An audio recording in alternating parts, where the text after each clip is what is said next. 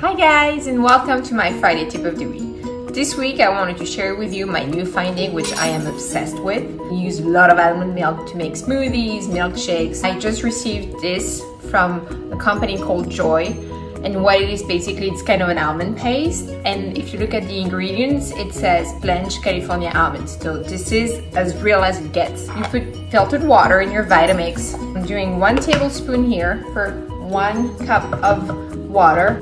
Pulse it together, and then when it's done, you just take it and you pour it in a jar, and then you keep it in your fridge and you use it when you need it. I'm gonna taste it. It's so yummy, not too sweet. You taste the almond, freshly homemade almond milk in just less than 30 seconds. I'm gonna tag them so you can find them on Instagram. I hope you like it and I hope you give it a try. Thanks for watching. Bye guys.